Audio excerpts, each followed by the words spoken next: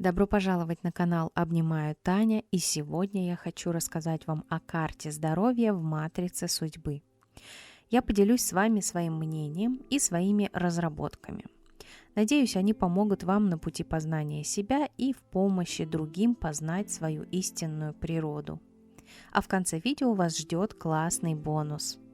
Что такое матрица судьбы, у меня есть длинное подробное видео на канале, но могу сделать и короткое, если вам будет это интересно. Напишите об этом в комментариях. Матрица судьбы– это октограмма матрицы, карта здоровья и, скажем так, раздел с предназначениями человека. Название «карта здоровья» на самом деле не ограничивается только здоровьем буквально. Изучая этот инструмент, я заметила, что по карте здоровья можно отследить даже судьбу и ключевые моменты и события в жизни человека. Из чего же состоит карта здоровья? Это небольшая цветная табличка, в которой указаны названия 7 чакр, идущие от 1 к 7 снизу вверх.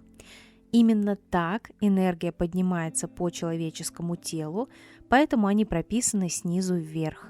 И здесь же прописаны цифры, взятые из расчетов октограммы матрицы.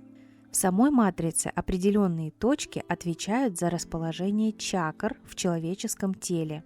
Чакра Муладхара отражается вот в этих точках, Свадхистана вот в этих точках, Манипура – это центральная желтая точка, в карте здоровья она задваивается, Анахата вот в этих точках, Вишудха здесь, Аджна здесь и Сахасрара здесь. Так вот, в карте здоровья эти значения как бы просто выписаны в отдельную табличку для удобства наглядности, а также подсчитано еще одно значение, строчка «Итого». Что нужно для того, чтобы прочитать карту здоровья? Для этого изначально необходимо изучить тему чакр. Нет необходимости лезть в дебри, потому как чакр выделяют огромное множество, но достаточно изучить основные 7. Как и необходимо изучить 7 нот, чтобы было проще и удобнее создавать мелодии. Каждая чакра имеет свое расположение в физическом теле человека, но при этом каждая из чакр отвечает и за определенные сферы жизни, не только за участок в наших телах. Для того, чтобы расшифровать карту здоровья, необходимо знать, как чакры работают, за какие сферы жизни человека они отвечают, как диагностировать их состояние и многое другое. Также для расшифровки карты здоровья необходимо, конечно же, знать значение цифр. Традиционно цифры трактуются при помощи Таро и нумерологии.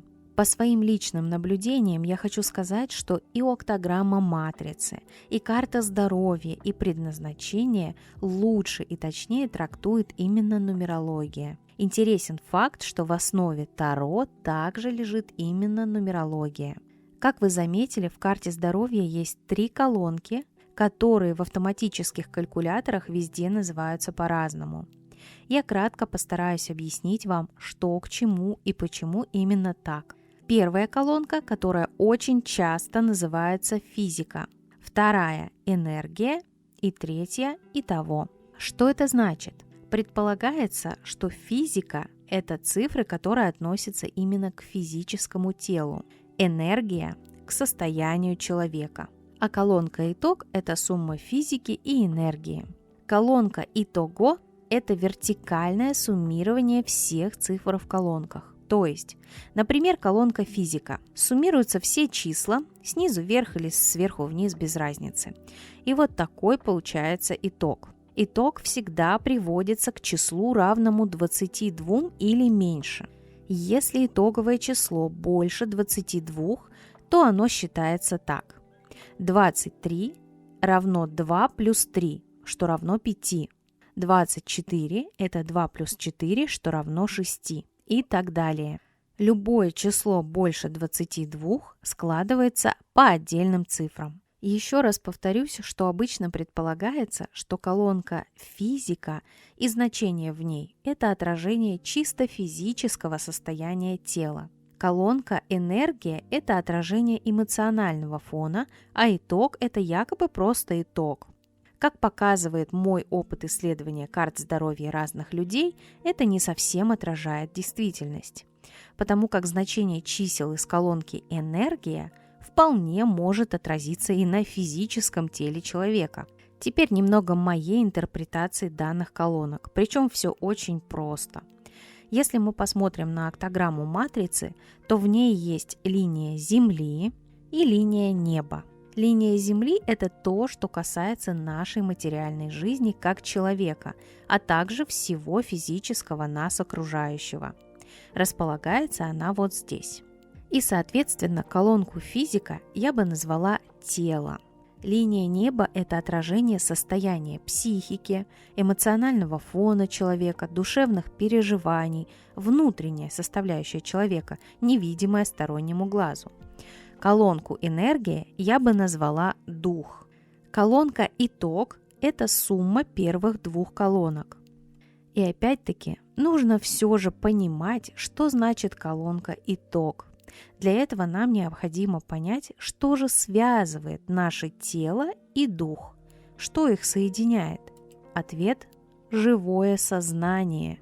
Именно поэтому иногда вы можете слышать или где-то читать, что значение цифр в колонке «итог» является наиболее важным, чем физика или энергия, и что это именно то, что необходимо понять человеку. А все это именно потому, что психикой и телом управляет наш разум, то есть наше сознание. А понимание чего-либо оказывает колоссальное влияние сначала на психику, а затем и на физическое тело человека. Именно по такому принципу строится психосоматика и работа чакр. Это очень важно. Еще раз, именно по такому принципу. От сознания к физическому состоянию строится и психосоматика, и работа чакр, и, следовательно, наше физическое состояние тела. Теперь, что касается цифр. Чтобы трактовать их, необходимо знать их значение как можно шире. Изучайте информацию из разных источников, слушайте разных специалистов, которые рассказывают о значениях Таро и нумерологии. Но по моим личным наблюдениям чистая нумерология гораздо точнее. Она трактует все наиболее понятно и жизненно. Как же читать карту здоровья, зная значение чакр и цифр? Необходимо, исходя из знаний о чакрах, задавать правильные вопросы и при помощи цифр, стоящих в этой строке, отвечать на эти вопросы. Например, чакра Муладхара или корневая чакра отвечает за физическую жизнь человека, как и Сахасрара, частично. Также за физиологические потребности, за то, где человек предрасположен базово развиваться, работать, жить, строить семью, рожать детей и тому подобное. Чтобы вам было понятнее, я приведу наглядный пример. Вот карта здоровья некого человека. Муладхара 6, 6, 12. Обратите внимание на задвоенную шестерку и на теле, и на духе. А теперь задаем вопрос по Муладхаре. Как важно человеку чувствовать себя, чтобы с ощущением жизни и со здоровьем по первой чакре у него все было хорошо. Шестерка. Необходимо наполнять свою жизнь любовью и в первую очередь полюбить себя, потому как от этого будет зависеть буквально все. Необходимо стараться поддерживать красоту вокруг себя, самому стараться быть красивым. Для женщины, например, это уход за собой, принарядиться, примарафетиться и все в таком духе. Навести уют и красоту дома, и все это сводится к двенашке, которая является очень значимой, так как она у нас в колонке осознания, то есть итог. Двенашка – это про то, что человек очень часто в жизни будет попадать в разные обстоятельства, в которых необходимо будет делать выбор, шестая энергия, и принимать решения в свою пользу, двенашка, а не действовать себе в ущерб, потому что двенашка в минусе – это роль жертвы. Данному человеку необходимо понять, что если он не научится любить себя, уважать себя и оберегать свои личные границы, то им всегда будут пользоваться. Он всегда будет попадать в дурацкие ситуации, где, например, на работе его завалили работой, которая выходит за рамки того, что должен делать этот человек. Потом вдобавок не заплатили за это, а человек еще и извинился. Такому человеку необходимо понять, что для того, чтобы получить любовь, ему не нужно наказывать себя, ему не нужно заслуживать любовь и ущемлять себя в пользу других, тем самым якобы он будет достоин любви. Нет, как раз-таки напротив, полюби себя сам, и тогда никто не сможет воспользоваться тобой. Ты будешь знать себе цену, будешь оберегать свои личные границы и себя, и тогда и люди вокруг будут тянуться к тебе, по-настоящему желать общаться с тобой, любить и ценить. И ты, пребывая в новом своем состоянии, сможешь нести пользу этому миру, истинно помогать людям и нести нечто большее, некую миссию. Если же человек будет очень-очень долго игнорировать свое внутреннее, глубокое, но скрытое негодование, он может заболеть. И это может отразиться на его ногах, копчике, позвоночнике в области копчика, а также на зубах и костях, потому что чакра Муладхара на физическом уровне отвечает за это. Если мы зададим другой вопрос по этой же чакре, например, как может сложиться жизнь такого человека? 6, 6, 12. Какие события?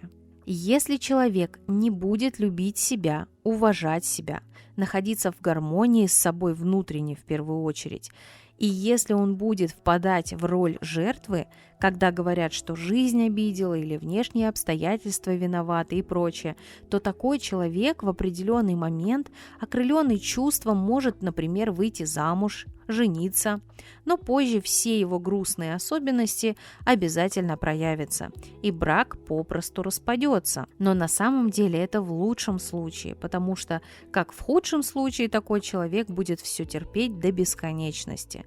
Шестерки в минусе могут испытывать пристрастие к изменам. Также шестерка говорит о том, что если это женщина, то она с большой вероятностью обязательно будет иметь детей. Учитывая две шестерки, это двое детей. А двенашка в минусе говорит о том, что женщина будет часто или всегда выбирать «мы» вместо «я». «Мы» — это двоечка от двенашки, «я» — это единичка от двенашки. Однако конкретно в этом случае ей необходимо понять, что она должна на первое место научиться ставить себя. Не только себя, а на первое место ставить свои личные интересы и заботы. Почему я привожу примеры именно по минусам энергии? Да потому что, как показывают мои наблюдения, как бы ни было заложено в нас что-то как талант или как развитая способность, все равно так или иначе мы проявляем минусы своих энергий, и весь наш путь заключается в осознании этих минусов, чтобы мы могли изменить их на плюс и жить ту жизнь, которая шаблонно, то есть идеально, абсолютно, была нам заложена как путь. Что значит плюс и минус энергии, посмотрите мое отдельное видео на канале. Это я привела лишь малюсенький пример, всего 2 вопроса и всего 1 чакра. А чакр 7, а вопросов по ним и, соответственно, ответов еще больше. И чтобы ответить на эти вопросы, необходимо разбираться в значениях чакр и в самих числах. Однако с позиции Создателя жизнь каждого из нас не может быть так проста и однозначна, когда мы посмотрели на энергии по одной строке и готовы сказать, что нам абсолютно все понятно о человеке. Так, увы, не получится. Потому что следует широко смотреть на все значения и в матрице, и в карте здоровья, и сочетать их между собой. Что я имею в виду? Посмотрите на всю карту здоровья. И обратите внимание, что шестерка есть и на других чакрах. А это значит, что проживая значение шестерки, человек влияет не только на корневую чакру Муладхару, но и на другие. А также уже по другой чакре можно по тем же энергиям задавать уже другие вопросы и получить другие ответы и еще более полную картину жизни данного человека. Для этого опять-таки нужно широко знать значение чисел. Как изучать карту здоровья? Конечно же, как я говорила ранее в другом видео, знать абсолютно все по конкретной энергии, наверное, можно, но это скорее доступно только избранным, потому что информации очень много. Также часто разные энергии очень похожи между собой, но изучать их можно и нужно, опять же для того, чтобы в рамках карты здоровья мы могли ответить как можно шире на разные вопросы по чакрам в целом и на вопрос человека и его задающего. Однако самый достоверный способ изучения как матрицы судьбы, так и карты здоровья особенно – это самостоятельное изучение жизней и судеб людей, которых вы хорошо знаете, по их данным. Начинать, конечно же, нужно с себя, а также можно смотреть матрицу и карту здоровья своих ближайших родственников или своих близких друзей. В некоторых случаях очень удобно изучать матрицу и карту здоровья известных людей, которые уже умерли. И когда вы будете самостоятельно исследовать энергии людей, которые вам знакомы, вы и вовсе, возможно, сделаете много интересных открытий и посмотрите, как отыгрываются те или иные энергии в их случае. Когда я познакомилась именно с картой здоровья в матрице судьбы, она стала для меня еще более глубоким и более точным инструментом, чем сама октограмма матрицы. Потому что хоть в матрице и есть определенные зоны, отвечающие за то или иное, повторюсь, мы созданы не так уж однозначно. И, к примеру, если вы захотите узнать, что же вам светит в денежном плане, то один лишь денежный канал в октограмме матрицы покажет вам очень-очень мало, просто ничтожно мало, если не смотреть на всю матрицу целиком. А вот карта здоровья отразит, во-первых, и другие значения, и больше информации, если задать правильный вопрос по чакре и, соответственно, ответить на него. Но, безусловно, октограмма матрицы и карта здоровья, вынесенная в отдельную табличку, да еще и предназначение, очень хорошо друг друга дополняют, потому что нужно смотреть не на отдельные зоны в матрице и на пару цифр, а на картину целиком, если вы хотите получить корректный ответ на волнующий вас вопрос. А это уже глубокая индивидуальная работа.